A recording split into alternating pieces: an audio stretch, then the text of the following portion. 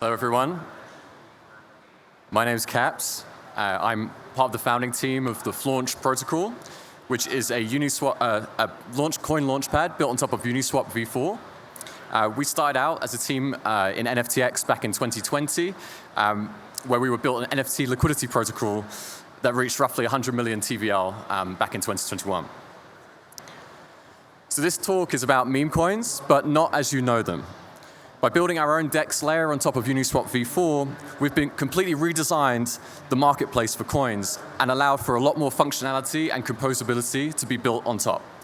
So over the next 20 minutes, I'm going to try and convince you that there is a massive positive sum design space to build out here that will add value to creators and communities. So let's take a very quick look at the evolution of memes. So really it started out with Dogecoin in 2013, but arguably Bitcoin before that. These are coins that created huge amounts of value from a shared culture and shared idea. And then several years later, in 2017, we had the growth of NFTs, where we saw art and identity coming on chain in kind of form of memes. And then after that, we had DeFi Summer in 2020, and NFTX, when they built this liquidity protocol for NFTs, fractionalized NFTs into ERC20s that made them more liquid and more accessible to more people. This brought them closer to the kind of meme coins that we see today. And successful collections back on NFTX with things like Miladies and CryptoPunks saw tens of millions of dollars of volume on a daily basis. And that created like a lot more speculation and interest around NFTs. But then memes just started going straight to the ERC20s. Pepe and Shib launched with fungibility out of the gate and demonstrated how high meme coin volumes and valuations could go. And this set in motion massive growth in meme coin production, where coins would see 100x, 1,000x gains, leading to more and more meme coins being created. And then there's been a massive, massive explosion in activity in the meme coin market since then. And over the last 2 years, we've seen volumes grow enormously, particularly on Solana. But what started out with humble beginnings sort of ended up in this place we have now, where we have a series of pump and dumps, insider trading, rugs, and general criminality. So this is what most people sadly think of when they think of meme coins, particularly in the Ethereum ecosystem. So what got us here in the first place? Well, the revenue model was captured. Middlemen were taking enormous margins, billions of dollars of volume, billions of dollars of swap fees, everything extracted at every layer in the system, and we had zero-sum games in hyper PvP markets. At some point, we forgot what blockchains were made to do. Instead of removing the middlemen was rewarded massively. Instead of building network effects, they created isolated products. And these products were built with the sole focus of tapping into the global liquidity of blockchains and extracting as much value as possible. So we want to start a revolution led by Ethereum. We'd already been building an NFT product on the top of Uniswap v4 over a year ago now, when the meme coin market started to take off.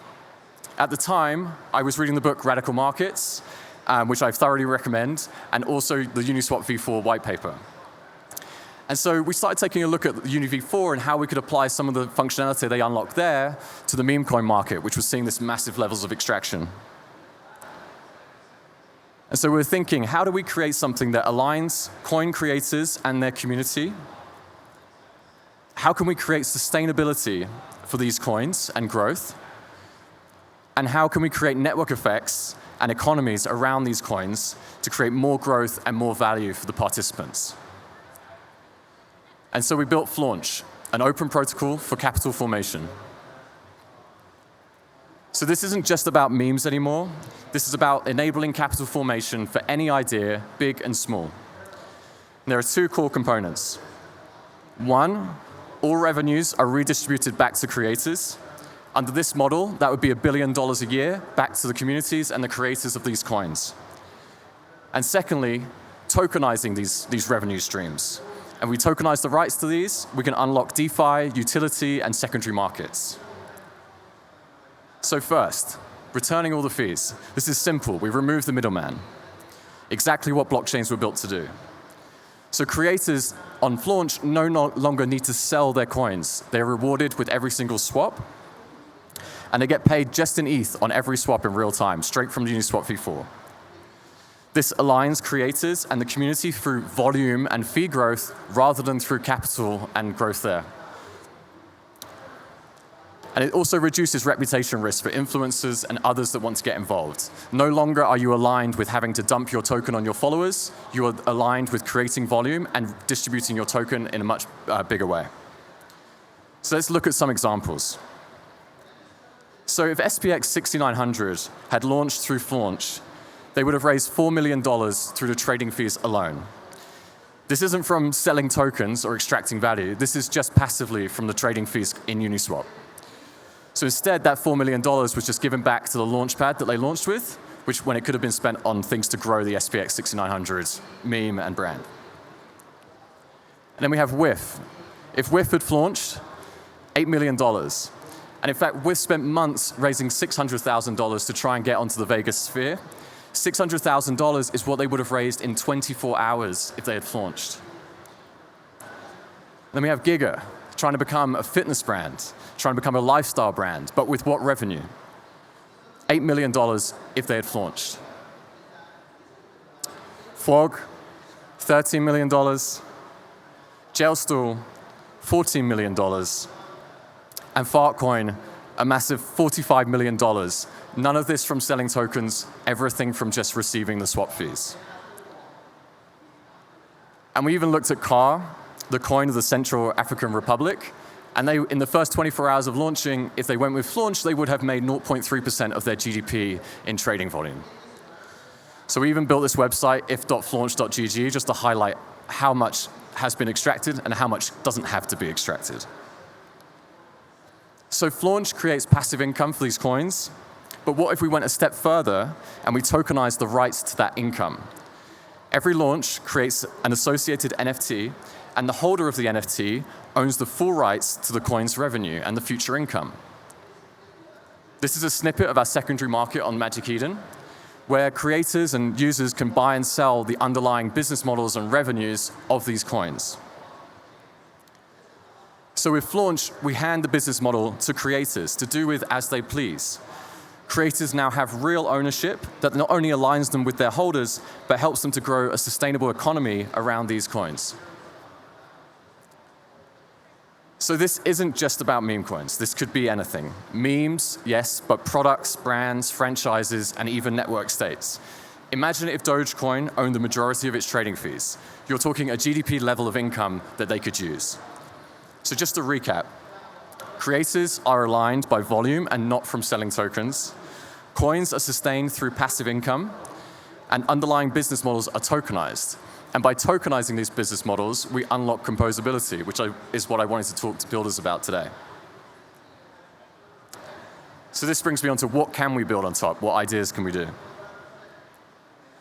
So when we think of NFTFi for PFPs and art, and also financial things like options contracts and liquidity positions, we now have a new type of NFT, one that captures the revenue and the future income of that coin. So with this, we can unlock things like being able to borrow against your revenue stream. So as a creator, I can now unlock value again without even having to sell the ETH that I'm getting paid. And you also have things like interest rate swaps you could build. So I could lend out a revenue stream and get paid a fixed rate income off the back of that, and someone else takes on the variable rate risk. And then we have things like fractionalization, something that NFTX was doing at the time, where you could share the ownership in some way and redistribute fees in some way. And obviously, there's enormous design space here that you can think of that would apply to NFTFi. And then we have farms and gamification. One thing I'd love to see more of with Uniswap v4 is they have this donate function that allows people to reward LPs in the same way, in the same logic that swap fees are rewarded. So you can create new incentives for how to build liquidity for these coins and help distribution that way. Then we also have like gamified fundraising. Imagine, for example, a fundraising where when a certain goal is met, the funds raised from the volume are distributed in some way, kind of like a Kickstarter, and we've got some ideas for this at the moment. And then other fun things, coin battles, having these coins going up against each other, and they can take the revenue of the other coin based on some parameters of winning or losing. And then sort of more interestingly, from a business point of view, you can build other launch pads on top.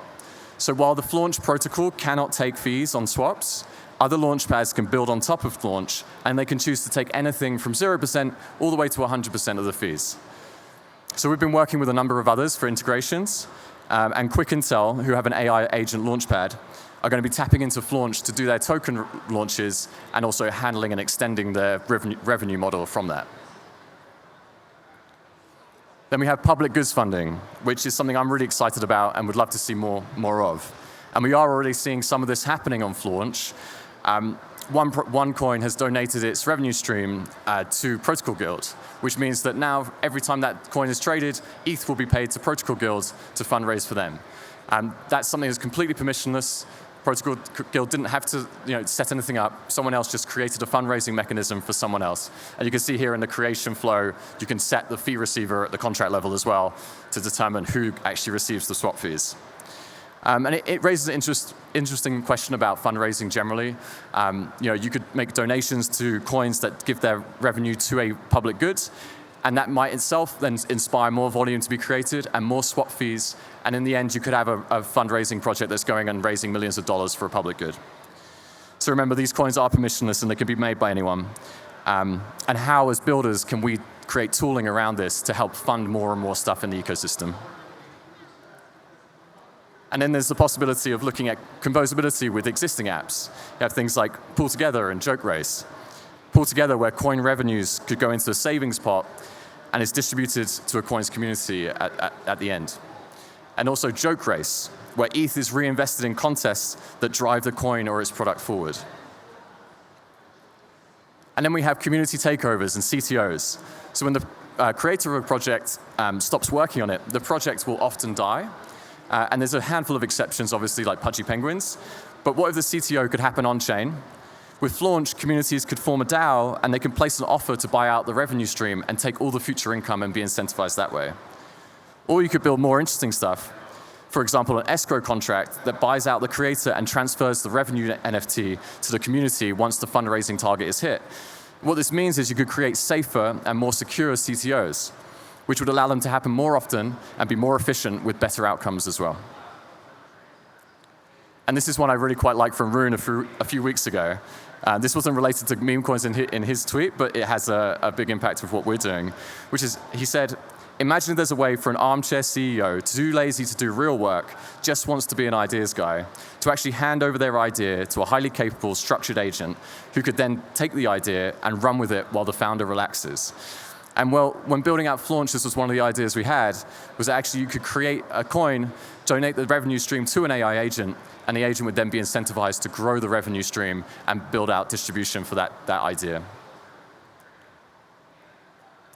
So what we're doing with Launch is creating a new generation of coins, which are about sustainability and composability.